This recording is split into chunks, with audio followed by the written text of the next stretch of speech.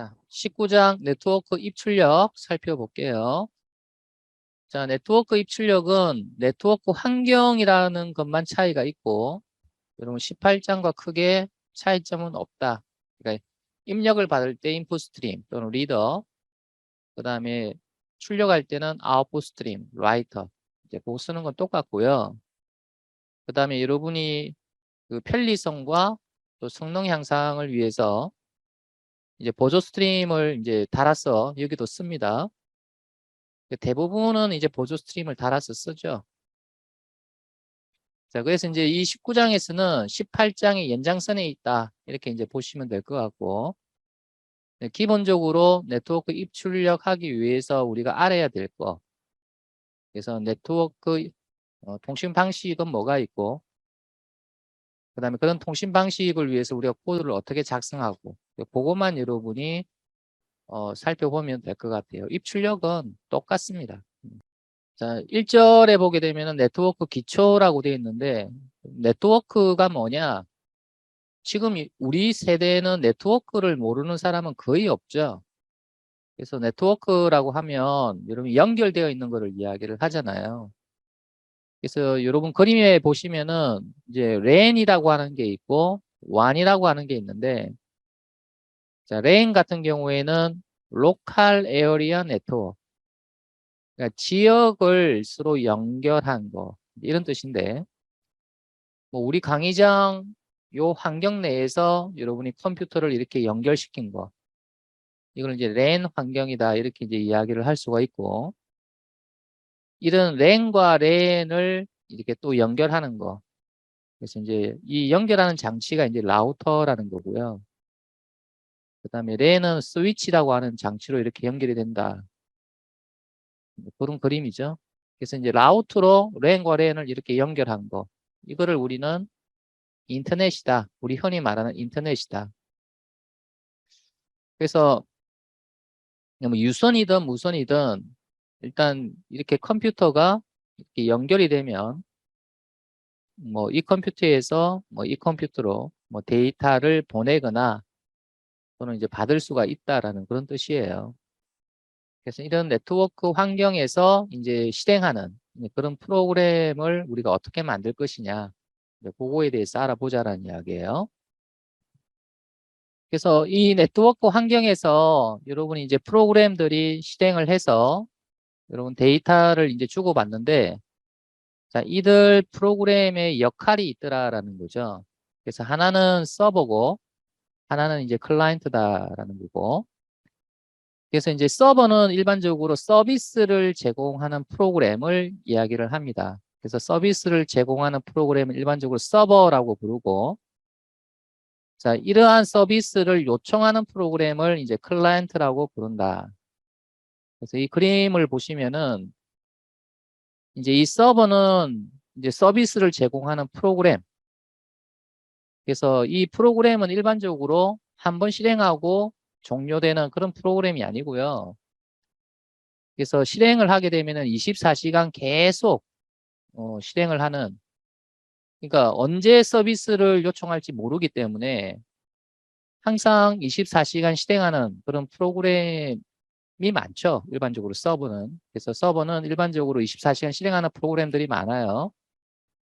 자, 그러면 이제 클라이언트는 이제 사용자에 의해서 수시로 시작이 되고 이제 종료되는 이제 그런 프로그램들이 이제 클라이언트인데, 데이터를 분이 필요할 경우에 이제 서버 쪽으로 데이터를 달라고 요청을 이제 하는 거고, 또는 이제 클라이언트가 어떤 데이터를 이제 처리할 목적으로 또 그 데이터를 서버로 보내어서 이제 처리를 하고, 그래서 만약에 처리 결과가 필요하다 그러면은 서버는 이제 처리를 하고 난 이후에 응답으로 처리 결과를 이제 제공을 해주면 이제 클라이언트는 이 응답을 가지고 또 이용을 하는 거죠.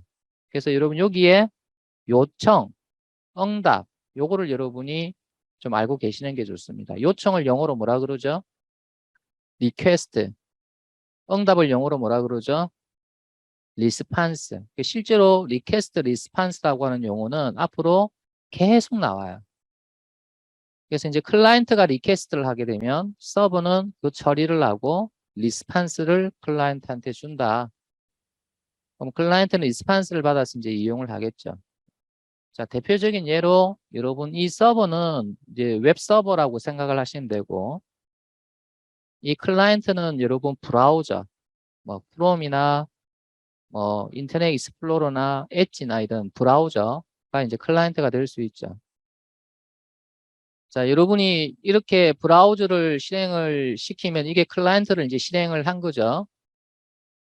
자, 우리가 여기서 이렇게 자, URL을 입력을 하고 나서 엔터를 치면은 이제 이게 바로 요청이죠.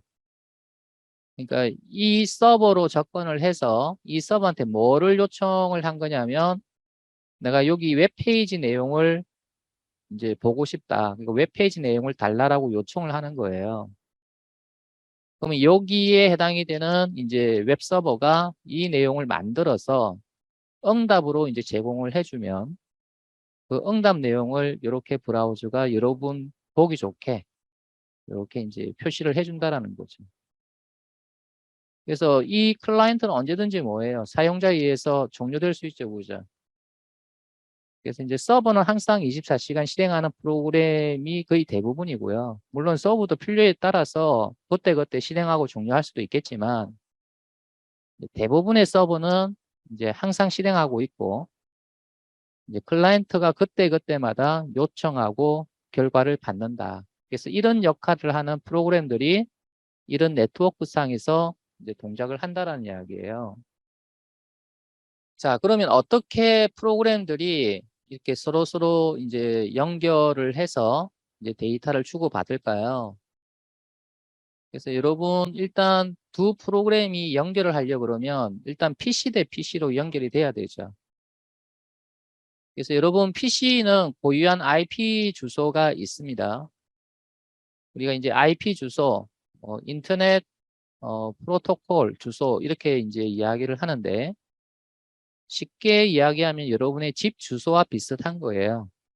여러분 컴퓨터에 주소가 있는데 자, 이 주소는 여러분이 이제 설정을 해줘야 되죠. 그냥 컴퓨터 우리 사면 막바로 IP 주소가 있지는 않고 사실 이 IP 주소는 아까 여러분 이런 랜 환경 또는 WAN 환경에서 이제 이 PC들이 사용이 될 때 어떠한 IP로 이제 설정해서 사용할 것인가 이거를 여러분이 한 번은 설정을 해줘야 돼요.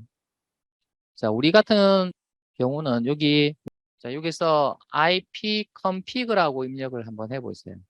그러니까 IP 구성이라는 이야기죠. 이게 명명어인데 그래서 엔터 치게 되면은 지금 이렇게 정보가 나오잖아요.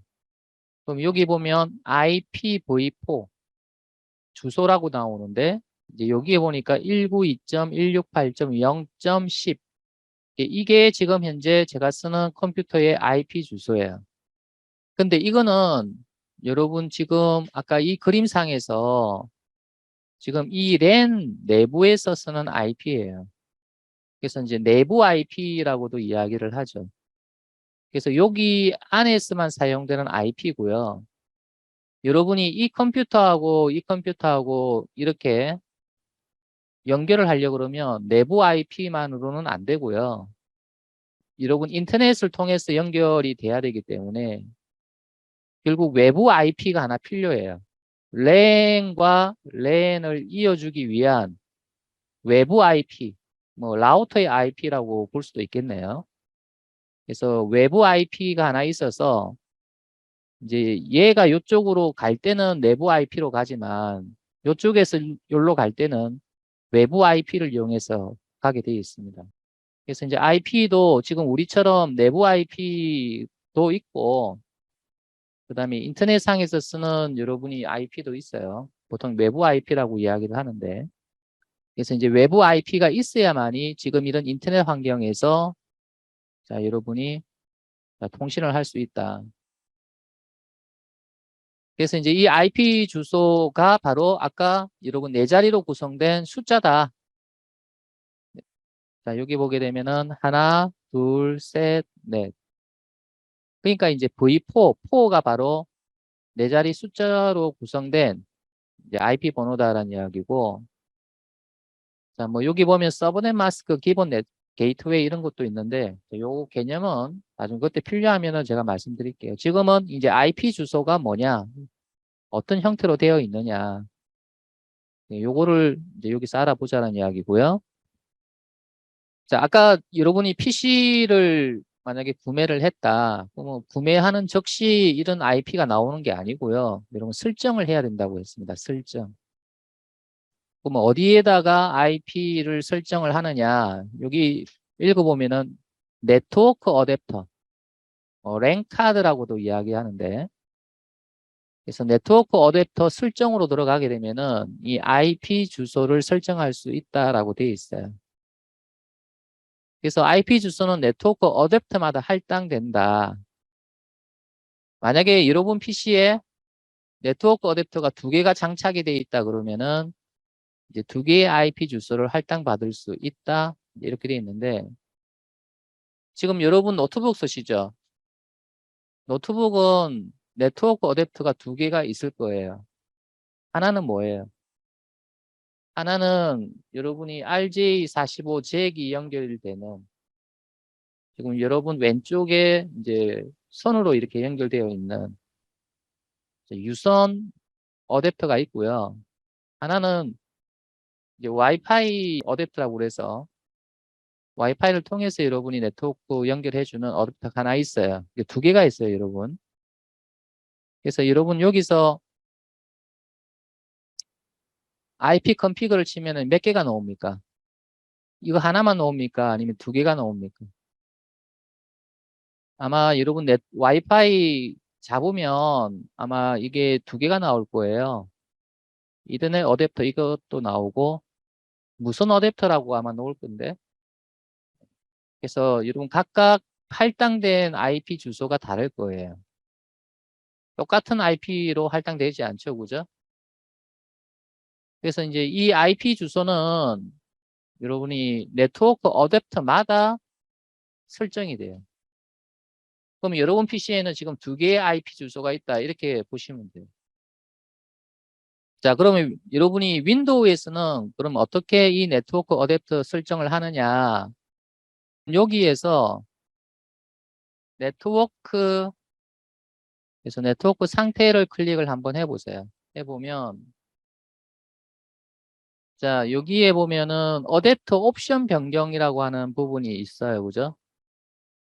그래서 이거 보면 네트워크 어댑터를 보고 연결 설정을 변경합니다. 이렇게 돼 있죠. 그죠? 그래서 이걸 클릭을 해서 들어가 보면 지금 이렇게 나오죠. 여러분은 지금 요거가 몇 개 나와요? 두 개 나오나요? 이더넷이 하나 있고 또 뭐가 하나 있어요? 와이파이도 있죠. 그래서 여러분이 어댑터 개수만큼 있어요. 자, 이더넷을 선택을 해보세요. 그리고 마우스 오른쪽 버튼 누르고 속성. 자, 그럼 이렇게 나올 거고. 자, 여기서 인터넷 프로토콜 버전 4. 자, 요거를 여러분이 선택을 하시고요. 자, 속성을 눌러보세요. 자, 그러면 지금 일반에 가보면 여러분이 자동으로 IP 주소 받기, 그다음에 자동으로 DNS 주소 받기 이런 내용이 나오죠. 그죠? 이거는 뭐냐면 여러분 아까 그림상에서 아까 이 부분 우리 허브라고도 이야기한다고 이야기했죠. 스위치, 허브. 얘가 이 PC와 이 PC가 이제 전원이 켜지면 자동으로 얘가 IP를 얘한테 준다는 거예요. 얘도 IP를 얘한테 주고요. 아까 192.168.0. 그다음 몇 번. 이제 그 IP 주소는 바로 이 스위치, 이 허브라는 장치에서 얘한테 준 IP 주소예요. 너는 이 주소 해. 너는 이 주소 해. 이런 식으로 이렇게 IP 주소를 할당을 해주는 거죠. 자동으로. 이 PC가 켜지면. 그래서 이제 여러분이 여기 자동으로 IP 주소 받기, 자동으로 DNS 주소 받기, 이제 이렇게 이제 되어 있는데 요건 다 이제 여기에서 제공해 주는 거 받겠다라는 그런 뜻이고요. 자, 여러분이 밑에 거를 클릭을 하잖아요. 다음 IP 주소 사용이라고 되어 있잖아요. 그지?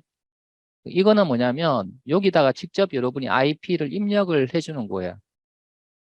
자, 보통 여러분 회사 가면 이제 좀 큰 회사 같은 경우에는 보통 이렇게 잘 하지 않습니다. 이렇게 잘 하지 않고 개인 PC마다 IP를 부여를 다 해줍니다. 너는 몇 번 쓰시오, 너는 몇 번 쓰시오. 그래서 이제 그거대로 여러분이 여기다가 뭐 192점, 뭐 168점, 뭐 0점, 너는 10번 써. 이렇게 알려주면은 이렇게 입력을 다 해야 돼요. 그 다음에 서브넷 마스크는 이렇게 작성해주고, 게이트웨이는 192, 168, 0, 그 다음에 1을 써. 그 다음에 DNS, 요건 좀 이따가 설명할게요. 이 DNS의 IP 주소도 이제 뭘 쓰라고 알려줍니다. 그러면은 그 알려준 대로 여러분이 수동으로 입력을 해서 이렇게 이제 확인을 눌러주면은 이제 요 정보대로 이제 네트워크 어댑터가 동작을 해요. 예, 보통은 이제 이렇게 하는 이유가 왜 그래요? 이제 어떤 사람이 예를 들어서 뭐 어떤 데이터를 어느 PC에서 보냈다 이런 거 다 추적하기 위해서 이제 이런 식으로 여러분이 이제 개개인 PC마다 IP를 이제 줍니다. 뭐 보안상 여러분이 회사에서 매우 중요한 데이터를 뭐 인터넷상으로 배포한다든지 이제 그렇게 하게 되면은 문제가 되죠. 그래서 어떤 PC에서 누가 이제 그런 데이터를 보냈느냐 이런 거 다 조사를 해야 되기 때문에 이런 IP를 수동으로 이렇게 설정할 때도 있습니다. 근데 이렇게 해놓으면 PC를 켤 때마다 여러분 IP를 부여를 받거든요. 그러면 이제 설정에 따라서 좀 다른데 이제 이 설정 지금 여기서 말하는 이 스위치라고 하는 이 장비의 설정에 따라서 좀 다른데 매번 켤 때마다 IP가 바뀌게 할 수가 있어요. 자, 그런데 이렇게 해놓았음에도 불구하고 켤 때마다 IP를 조사를 해보니까 똑같이 나와요. 이제 자동으로 바뀐 받는데 한번 부여한 IP를 계속적으로 이제 주더라는 거죠. 옛날에 너 IP 이거 사용했네. 그래, 나 다시 줄게. 이런 식으로. IP가 충분하다 그러면 이 스위치에서는 예전에 준 IP를 그대로 줍니다. 근데 그렇게 안 줄 수도 있어요. IP가 부족할 경우는 알겠습니까?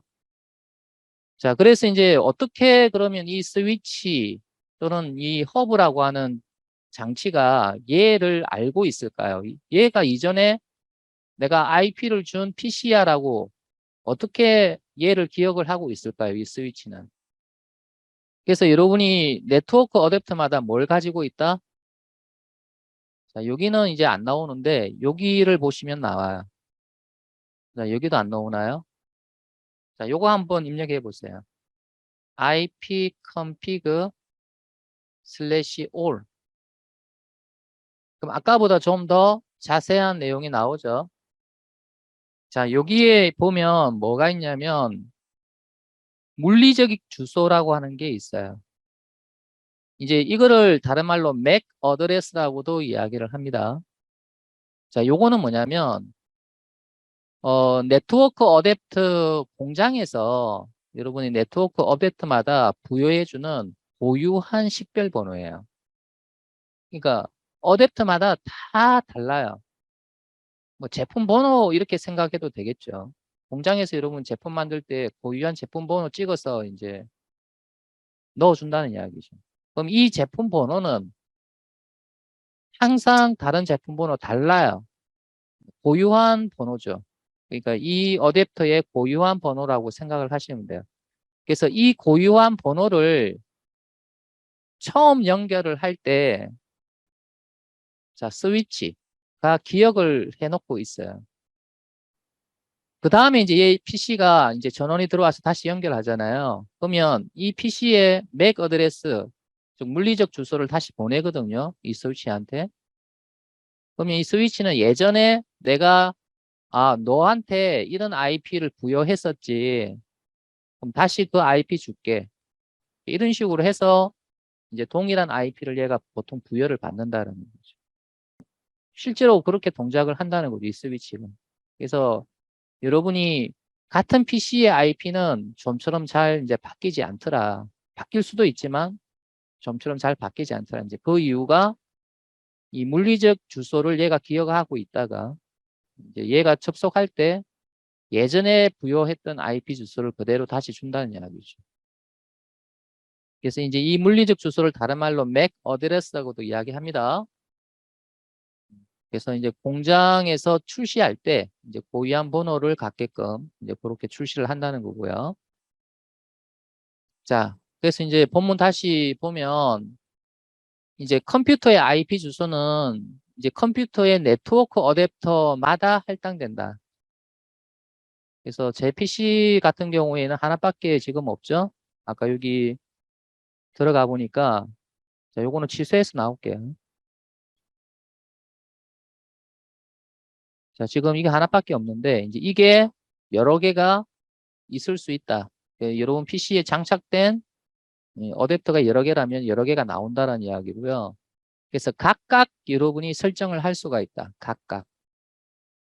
그래서 어댑터가 두 개라면 여러분의 IP도 한 PC에 두 개를 가질 수 있다라는 그런 뜻이에요.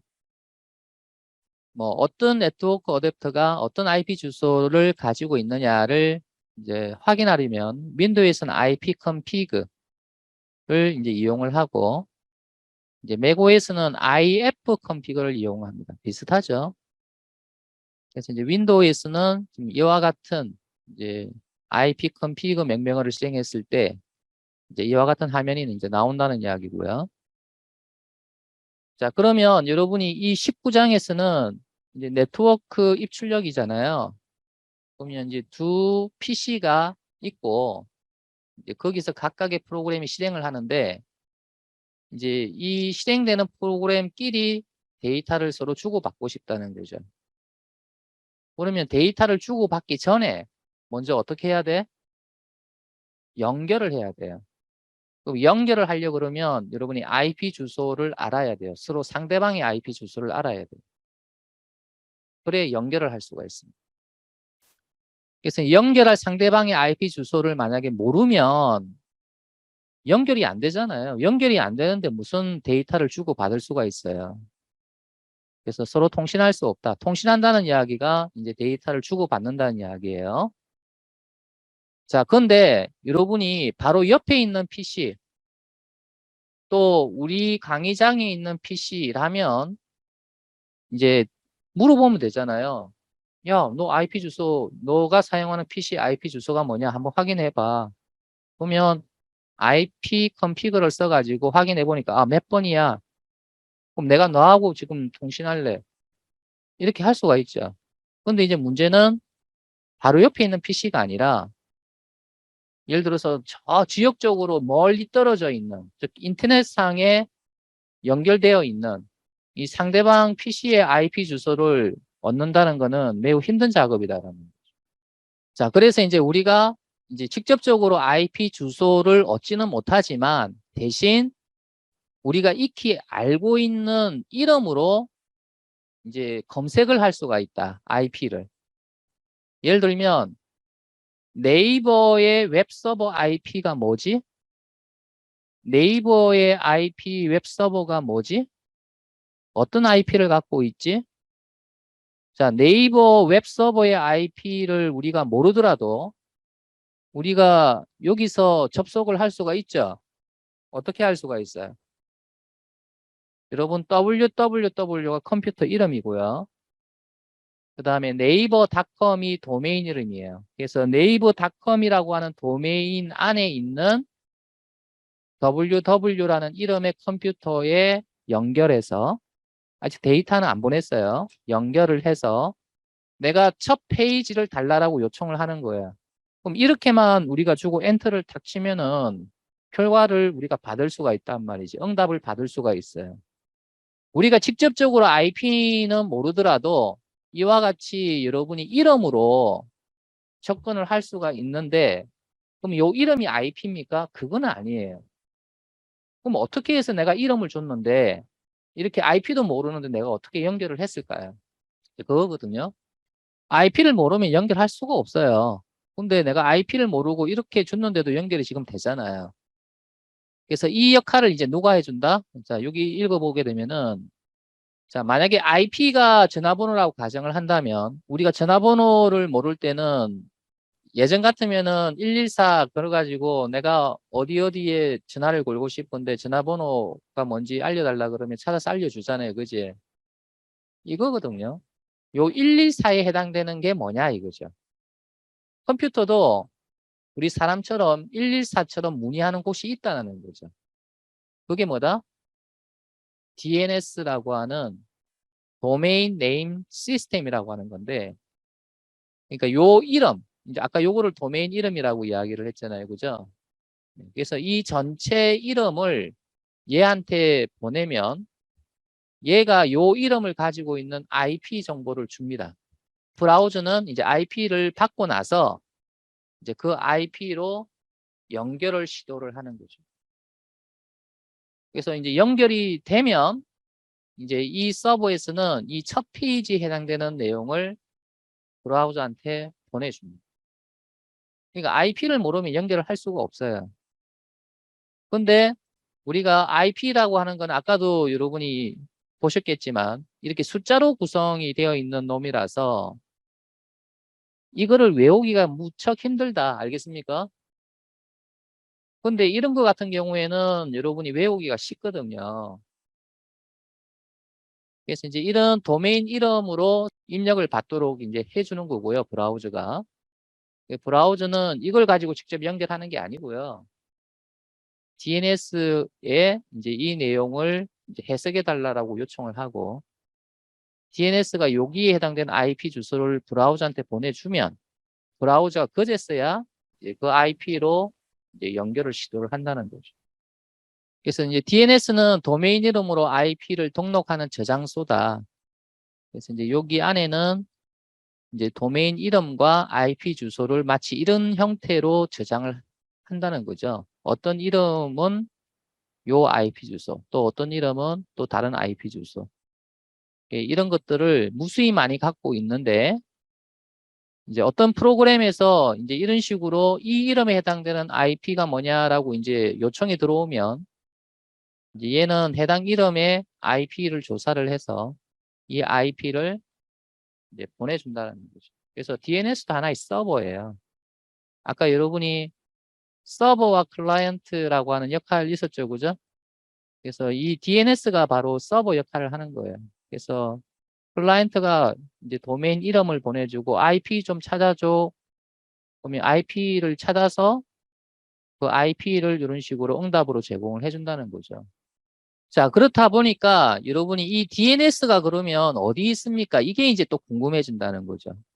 어디에 있는지를 알아야 요청을 할 거 아닙니까? 요 이름에 해당되는 IP 주소가 뭐냐라고 요청을 이제 할 텐데 DNS가 어디 있는지를 모르면, 즉, 이 DNS의 IP 주소를 모르면 여러분이 이런 풀이를 할 수가 없잖아요. 그래서 여러분 DNS는 일반적으로 IP 번호로 여러분이 제공이 됩니다. 무슨 말이냐면 ipconfig/all이라고 입력을 해보세요. 자, 여기 DNS 서버라고 되어 있고 여기 보면은 이런 주소가 있죠? 자, 요거는 외부 IP입니다. 내부가 아니고요. 외부 IP예요. 그래서 여러분 PC가 이런 풀이 요청을 하는 이 서버와 연결을 하려고 그러면 이런 외부 IP로 연결을 해라라는 그런 뜻이에요. 그래서 보통 DNS 서버는 이렇게 외부 IP로 제공이 됩니다. 요 그림 다시 가보면 이제 우리가 강의실이란 말이죠. 이게 강의실인데 우리가 강의실 PC를 딱 켜잖아요. 그죠? 켜면은 이 스위치는 이 PC에 뭐를 제공을 해주냐면 최소한 두 가지는 제공해줘요. 뭐하고 뭐하고 제공해줄까요? 하나는 너 IP는 몇 번 써? 이거 하고 또 하나는 DNS 서버의 IP 주소를 줍니다. 그러면 이제 얘가 이제 자기의 IP가 뭐고 자기가 이제 이런 풀이할 DNS 서버의 IP 주소를 알게 되니까 이제 여기에서 여러분이 브라우저를 띄워놓고 이제 이름을 주면 이제 DNS IP로 연결해서 이름 풀이를 요청을 하는 거예요. 아까 여러분 여기서 자, 속성으로 들어가서 아까 인터넷 프로토콜 버전이라고 하는 요거 있죠? 요거 속성으로 들어가 보면 IP 주소를 설정하는 부분이 하나 있고 또 DNS 서버를 설정하는 부분이 하나 있죠. 최소한 이 두 개는 설정이 되어 있어야 된다라는 거죠. 그래서 자동으로 이렇게 되어 있는데 이거는 그럼 누구한테서 받는 거야? IP하고 DNS 서버 IP 주소는 누구한테서 받는 거야? 그렇죠. 랜 환경에서 스위치한테 받겠죠. 그죠? 근데 여러분 이거를 이렇게 바꿔버리면 어떻게 되지? 그러면 여기에 해당되는 이 IP 주소, 게이트웨이, DNS 서버 IP 주소 이거는 누구한테 받아야 되죠? 그 회사의 네트워크 관리자한테 받아야 됩니다. 집에 인터넷 서비스 공급자에서 받은 그 장비는 대부분 스위치예요. 알겠습니까? 그렇기 때문에 다 여러분 집에서는 이렇게 설정이 되어 있습니다. 알겠죠? 그래서 여러분이 지금 현재 요 교재에서 이제 이야기하고자 하는 게 뭐냐면 최소한 그러니까 여러분 PC가 다른 외부의 PC와 통신을 하려고 그러면 뭐하고는 반드시 설정되어 있어야 돼. IP 주소하고 또 DNS 요 IP는 설정이 되어 있어야 됩니다. IP는 이제 해당 PC의 주소고 이 DNS IP는 왜 필요하다? 여러분이 이름 풀이 하려고 그러면 이 DNS에 접근해야 되잖아요. 그죠? 그럼 이 DNS의 IP 주소를 모르면 접근 못 하잖아요. 그래서 최소한 이제 이 두 개는 이제 설정이 되어 있어야 된다라는 거예요. 자, 요거 이해되시죠? 자, 네트워크 상에서 여러분이 PC 간의 연결은 여러분이 이 IP 주소만 가지고도 할 수가 있어요. 근데 PC 간의 연결이 되고 나서 그걸로 끝이 아니에요. 자, 이 IP 주소는 네트워크 어댑터 간에 연결이 된 거예요. 그러니까 IP 주소를 이용하게 되면은 네트워크 어댑터까지는 연결을 시킬 수가 있는데 이제 여러분이 실제 실행되는 프로그램과 연결을 하려고 그러면 이제 포트 번호라는 게 하나 더 있어야 돼요. 그래서 한 대의 컴퓨터에는 이제 다양한 이제 서버 프로그램이 실행될 수 있다. 그럼 이 포트라는 게 뭘까? 자, 예를 들어서 여러분 이 컴퓨터에 지금 웹 서버라는 프로그램이 있고 또 FTP 서버 프로그램이 있고 또 DBMS라고 하는 데이터베이스 관리 시스템이라는 소프트웨어가 있다고 칩시다. 이게 이제 전부 다 프로그램들이에요. 자, 이들 프로그램에 여러분이 연결을 해서 데이터를 주고 이제 받고 싶다는 거죠. 예를 들어서 이 클라이언트가 지금 이 웹서버와 연결을 해서 데이터를 주고 받고 싶다. 그 다음에 이 클라이언트는 이제 이 FTP 서버 프로그램하고 연결을 해서 데이터를 주고받고 싶다. 그리고 이제 이 클라이언트는 이제 데이터베이스 관리 시스템하고 연결을 해서 데이터를 받고 싶다. 자, 그러면 금방 IP 주소 요거는 뭐냐면 이 클라이언트가 이 컴퓨터까지 접근을 하기 위한 정보예요. 어디까지? 네트워크 어댑터까지. 그러니까 이 컴퓨터에 네트워크 어댑터까지 연결을 하기 위한 정보가 IP 주소고요. 그럼 이까지 연결이 됐으면 이제 여기에서 실행하는 이 프로그램 쪽으로 이제 이렇게 연결을 해야 되잖아요. 그럼 이렇게 연결할 때는 뭐가 필요하느냐? 이 내부 안에, 즉 운영체제 안에 이런 프로그램들과 연결을 하려면 이 포트 번호라는 게 있어야 됩니다. 그래서 외부에서 여러분이 이 프로그램 쪽으로 연결을 하려고 그러면 이 프로그램이 가지고 있는 고유의 번호가 하나 있어야 돼요. 그게 포트 번호입니다. 그럼 예를 들면 이 웹서버의 고유한 식별 번호가 80번이다. 라고 가정을 한다면 이제 이 클라이언트가 이 웹 서버하고 연결을 해서 데이터를 주고받고 싶다면 이제 IP를 제공을 일단 해야 돼요. 왜냐면 여기까지 와야 되니까. 그럼 여기까지 오고 나서 다시 이쪽으로 가야 되니까 80번이라고 하는 이제 포트 번호까지 얘가 제공을 해줘야 들어갈 수 있다라는 거죠. 그래서 얘가 웹 서버 쪽으로 연결을 하고 싶으면 IP 플러스 포트 번호까지 얘가 제공을 해줘야 된다. 마찬가지로 이 클라이언트가 FTP 서버와 연결하고 싶다. 그러면 이 FTP 서버의 고유 식별 번호, 즉 포트 번호죠. 그래서 21번을 알아야 이제 이 클라이언트가 IP 플러스 21번 이렇게 이제 제공을 해야만이 이제 비로소 이제 이 프로그램하고 연결이 될 수가 있다. 자, 이것도 마찬가지죠. 그래서 여러분이 특정 프로그램과 이제 통신을 하고 싶다 그러면 그 프로그램이 실행되는 이 PC의 IP 주소에다가 그 프로그램의 포트 번호를 여러분이 알고 있어야 비로소 이제 연결이 될 수 있다라는 거예요. 그러면 이 포트 번호는 누가 부여를 해줍니까? 이거는 이제 운영체제가 부여를 해줘요. 그래서 운영체제가 특정 포트 번호에 있는 이제 이런 프로그램을 이제 식별을 하고 이제 클라이언트가 연결을 원하면 해당 프로그램으로 이렇게 연결을 시켜주는 거죠. 그래서 이제 여러분 여기 읽어보게 되면은 그 이제 서버 같은 경우는 아까 내가 어떤 역할을 한다 그랬습니까? 항상 24시간 이제 실행을 하면서 이제 클라이언트가 언제 요청할지 모르기 때문에 항상 대기하고 있는 거죠. 그리고 이제 클라이언트가 연결 요청을 하게 되면은 비로소 연결이 되고 그 다음에 클라이언트가 뭔가를 요청하게 되면은 처리를 한 다음에 이제 결과를 준다고 했잖아요. 그게 이제 서버인데 그래서 이제 이 서버를 실행을 할 때 여러분이 포트 번호를 이제 가지고 실행을 합니다. 근데 이 포트 번호는 아무거나 쓰면 안 되고요. 운영체제에서 허가하는 그런 포트 번호를 이제 써야 된다는 이야기고요. 그래서 보통은 이제 80번 같은 경우는 여러분이 웹서버의 기본 포트 번호로 사용을 합니다. 그래서 이거는 이제 좀 약속 같은 번호라고 생각을 하시면 돼요. 디폴트 웹서버의 포트 번호는 80번. 그러니까 어떤 여러분이 컴퓨터에서 웹서버가 실행되고 있다 그러면 기본적으로 80번이라고 알고 있다라는 그런 뜻이에요. 근데 바꿀 수도 있겠죠. 딴 걸로 바꿀 수 있습니다. 근데 기본이 80번으로 많이 쓰더라라는 이야기고요. 그 다음에 FTP 같은 경우는 이제 파일 서버예요.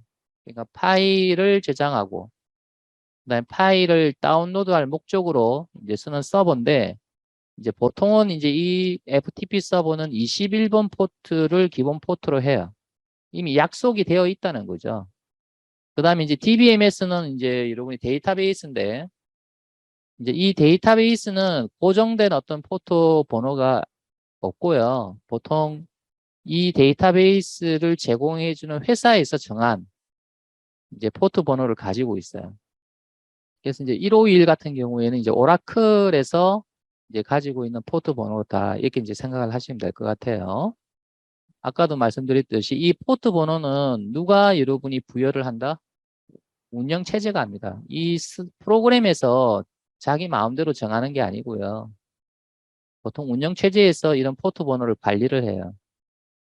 그래서 이제 서버 같은 경우는 이제 고정된 포트 번호를 가지고 이제 보통 실행을 하고, 그러면 클라이언트는 그런 포트 번호가 필요 없습니까? 아까 이야기했죠. 여러분이 클라이언트도 역시 이런 컴퓨터 상에서 실행하는 하나의 프로그램이에요. 그러니까 서버 쪽에서 데이터를 보낼 때 일단 클라이언트가 실행하는 PC, 즉 컴퓨터의 네트워크 어댑터까지는 와야 되니까 IP 주소 필요하고요. 그 다음에 또 이 PC에 여러 개의 클라이언트 프로그램이 실행이 되니까 어떤 클라이언트로 데이터를 전달할 것인가. 요거를 여러분이 또 알아야 되기 때문에 각각의 클라이언트가 사용하는 포트 번호도 알아야 돼요. 근데 여러분이 일반적으로 클라이언트는 아까 어떤 역할을 한다 그랬습니까? 서비스를 요청을 시작하는 쪽이에요. 그래서 클라이언트가 서비스를 요청할 때 보통 이 클라이언트의 IP 주소하고 그 다음에 이 클라이언트가 사용하는 포트 번호를 같이 보내줍니다. 그럼 서버가 이제 그거를 받고 나서 이제 클라이언트의 요청을 처리한 다음에 데이터를 줄 때 이 클라이언트가 보낸 IP 주소와 포트 번호를 가지고 이렇게 이제 응답으로 보내주는 거죠. 그러면 IP 포트 번호까지 이제 서버가 제공을 하기 때문에 연결이 된다는 거죠. 그러면 클라이언트를 위한 포트 번호는 일반적으로 지정하지 않습니다. 여러분이 서버 같은 경우는 실행할 때 포트 번호를 부여해서 실행을 하거든요. 그런데 클라이언트 같은 경우는 이제 포트 번호를 명시적으로 부여를 하지 않아요. 그 이유가 뭐냐면 자동으로 클라이언트가 이 서버 쪽으로 연결을 할 때 운영체제로부터 포트 번호를 하나를 임의로 받습니다. 그 번호는 매번 달라지죠. 고정적인 포트 번호를 갖고 있는 게 아니라 이 클라이언트가 실행을 하면서 그때그때마다 이제 운영체제로부터 포트 번호를 하나씩 받아서 써요. 그래서 이제 그 포트 번호를 이제 이 서버 연결할 때 이제 전달을 해서 이제 서버가 이제 데이터를 보내줄 때 해당 포트 번호를 가지고 이 클라이언트에 접속을 한다는 거죠. 그래서 이제 그 이야기가 이제 여기 나오죠. 자, 클라이언트도 서버에서 보낸 정보를 받기 위해서는 이 클라이언트도 포트 번호가 있다라는 거고요. 이쪽에서 데이터를 이렇게 보내면 이 프로그램에서 받아야 되잖아요. 여러 프로그램이 있는데 여기서 받아야 되잖아요. 그러면 이것들을 식별해주는 포트 번호가 있다라는 거고, 그래서 이 포트 번호는 여러분이 클라이언트 코드상에서 지정하는 게 아니라 이제 이 클라이언트가 실행이 될 때 운영체제가 자동으로 부여를 해줘요. 너는 몇 번 써 이렇게. 근데 이제 서버 같은 경우는 이 포트 번호가 아예 코드상에 들어갈 수 있습니다. 고정적이니까. 근데 얘는 매번 실행할 때마다 포트 번호가 바뀌어요. 그래서 운영체제가 자동으로 부여하기 때문에 그렇죠. 그래서 클라이언트가 사용하는 포트 번호는 클라이언트가 서버로 연결을 할 때, 그러니까 서버로 연결을 할 때 같이 보내줍니다. 나는 어떤 포트를 사용해라고 보내주면 이제 서버가 이제 그 포트 번호를 가지고 있다가 이제 클라이언트 쪽으로 데이터를 보낼 때 그 포트 번호를 이용해서 이제 이 프로그램과 연결을 한다는 거죠.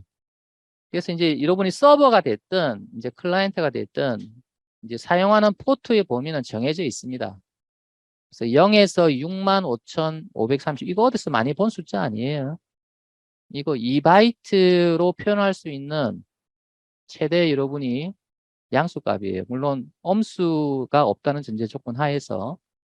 그래서 여러분이 이 범위 내에서 운영체제에서 이제 포트 번호를 이제 관리하면서 사용을 하는데, 그래서 이 안에 있는 이 숫자들은 이제 목적에 따라서 세 가지 범위를 가진다 이렇게 되어 있어요. 그래서 첫 번째는 well-known port number. 이제 이거를 우리나라 말로 번역하게 되면은 잘 알려진 포트 번호. 그러니까 널리 사용되는 포트 번호 이런 뜻이에요. 그래서 이제 이거는 뭐냐면 특정 프로그램이 아니라 다수의 대중을 위해서 사용하는 프로그램들. 그러니까 전 세계 사람들이 뭐 공통적으로 사용하는 프로그램들. 그래서 이런 프로그램들은 잘 알려져 있죠. 그래서 그런 프로그램들에게 부여되는 번호 이렇게 이제 생각을 하시면 되고, 그래서 0에서 1023번까지를 이제 쓰는데, 아까 여러분이 웹서버는 80, FTP는 21번 이런 거 있죠, 그죠? 요거는 이제 이 범위에 들잖아요. 툴 통해서 여러분이 브라우저로 웹페이지를 요청하려고 그러면 웹서버 써야 되거든요. 웹서버는 널리 알려진 프로그램이라는 이야기예요. 그래서 보통은 이제 80번이라고 하는 기본 포트 번호를 가지고 있다는 거죠. 그래서 이제 운영체제는 이 80번은 운영체제에서 따로 쓰지 않습니다. 왜? 웹서버에서 써야 되니까. 이제 80번은 따로 떼어놓고 이제 내부적으로 다른 포트를 이제 사용하겠죠. 그래서 널리 알려져 있는 프로그램 같은 경우에는 이 범위 내에서 이제 특정 번호로 이제 사용이 된다는 이야기고요. 그 다음에 레지스터 포트 넘버. 이제 이거는 뭐냐면 돈을 주고 사야 됩니다. 요거는 특정 회사에서 우리 프로그램을 고정적인 포트 번호로 사용을 해서 전 세계에서 사용할 수 있도록 좀 배포를 하고 싶다라고 할 때는 이제 여기에 속하는 번호를 쓸 수가 있는데, 여기에 속하는 번호를 쓰려 그러면은 그 포트 번호를 등록을 해야 됩니다. 그 포트는 우리가 쓸래라고 등록을 해야 됩니다. 그럼 요거는 이제 돈을 내야 됩니다. 돈을 내야 여기 사이에 있는 포트 번호를 고정적으로 얻을 수가 있어요. 예를 들면 뭐 A라는 회사가 어떤 서버를 만들었는데 그 서버가 고정적으로 2000번이라고 하는 포트 번호를 갖게끔 하고 싶어요. 그러면은 이제 요 범위에 속하니까 2000번을 쓰려고 그러면은 등록비를 내야 됩니다. 자, 그 다음에 요거는 뭐냐면 다이나믹 프라이빗 포트 넘버. 즉 다이나믹이라고 하는 거는 수시로 변경이 된다 이런 뜻이고요. 또 프라이빗 개인적으로 사용하는 프로그램들. 개인적으로 사용하는 프로그램들은 여러분이 이 범위에 있는 숫자를 그냥 쓰면 된다. 예를 들어서 우리가 지금 이 19장에 있는 이제 프로그램을 실행을 할 때 이제 서버 프로그램 같은 경우에는 고정적으로 쓴다 그랬잖아요. 근데 우리가 지금 이 예제하면서 만드는 서버 프로그램은 그럼 이 예제 한도 내에서 지금 쓰는 거잖아요. 이 예제를 이해하기 위해서 쓰는 거기 때문에 그래서 여기 있는 거 쓰면 안 되고요. 여기 중에 하나를 여러분이 이용해서 이제 쓰라는 이야기입니다. 요거는 이제 무료다. 뭐 뭘 써도 상관없다. 하지만 여러분이 여기에 있는 번호를 가지고 상용 제품을 만든다면, 그러니까 상용 서버를 만든다면, 다른 회사에서도 여러분이 똑같은 포트 번호로 여러분이 제품을 또 서비스할 수 있거든요. 그럼 포트가 충돌돼요. 포트가 충돌되면 통신이 안 됩니다. 그래서 말 그대로 여기 있는 포트는 그냥 연습용, 테스트용으로 이제 쓰는 거고요. 여러분 실제 서비스를 해야 된다라고 한다 그러면 여러분 여기 있는 포트를 하나 여러분 등록을 해서 써야 되고 그다음에 여기에 있는 포트는 널리 알려져 있는 프로그램 예를 들어서 우리 회사에서 웹서버 만들었다. 그러면 그 웹서버를 내가 서비스하고 싶다. 그러면은 기본적으로 80 포트를 쓰시면 됩니다. 여러분 이 앞에 보게 되면은 1521이라고 하는 이건 아까 오라클에서 사용하는 포트 번호라고 이야기했죠. 그죠? 그러면 여러분이 1521이라고 하는 것이 여기 이 범위에 속하지 않죠. 그럼 오라클 데이터베이스가 법령적으로 사용이 되느냐? 그건 아니죠. 오라클 쓰는 회사 있고 MySQL 쓰는 회사 있고 MS SQL 쓰는 회사 있잖아요. 그죠? 법령적이라고 볼 수가 없죠. 그래서 이제 요 범위에 있는 거고 그래서 오라클은 1521을 기본 포트로 사용한다.